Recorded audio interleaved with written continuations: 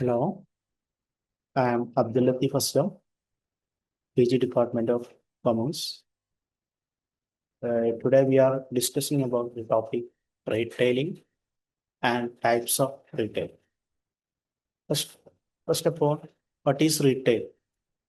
Retailing is cut into small pieces. നമ്മളൊരു product ഉണ്ടാക്കി അത് എൻ്റെ കൺസ്യൂമറിലേക്ക് ഒരു ഹൗസ് ഹോൾഡിലേക്ക് എത്തിക്കുന്ന പ്രോസസ്സാണ് റീറ്റെയിലിംഗ് എന്ന് പറയുന്നത്. Defining retail. Retailing is the process of selling goods and services directly consumer for their personal non-business use.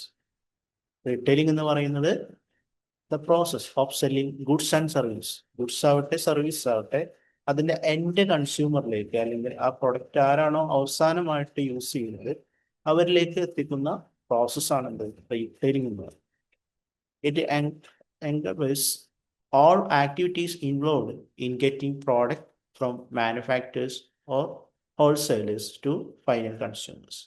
Manufacture അടുത്തു നിന്നാവട്ടെ അല്ലെങ്കിൽ ഹോൾസെയിലറുടെ അടുത്തു നിന്നാവട്ടെ അത് ഫൈനൽ കൺസ്യൂമറിലേക്ക് എത്തിക്കുന്ന അല്ലെങ്കിൽ അതിൻ്റെ അവസാനത്തെ യൂസേഴ്സിലേക്ക് എത്തിക്കുന്ന പ്രോസസ്സാണ് റീറ്റെയിലിംഗ് എന്ന് പറയുന്നത്.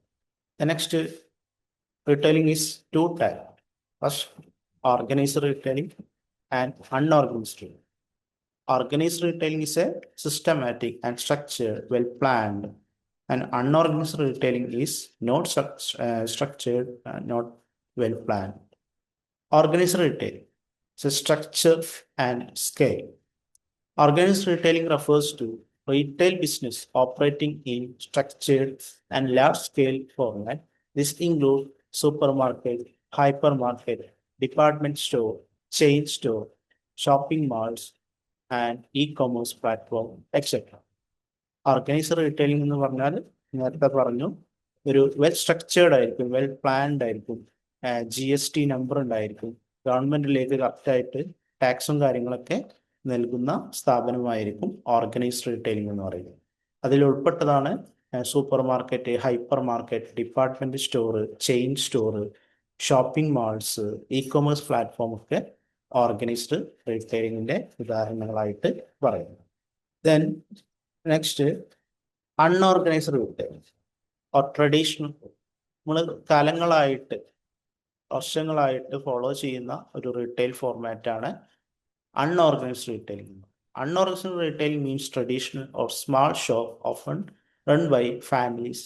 Example local shop, street vendors, weekly bazaars, palm shops, paan shops, etcetera. Unorganised retailing എന്ന് പറയുന്നത് നമ്മുടെ നാട്ടിലേക്കുള്ള തെരുവ് കച്ചവടം, വീക്കിലി ബസാർ, ചന്തകൾ, അതുപോലെ തന്നെ ലോക്കൽ ഷോപ്പുകളൊക്കെ ഉൾപ്പെട്ടാണ് എന്ത് അൺഓർഗനൈസ്ഡ് റീറ്റെയിലിംഗ്.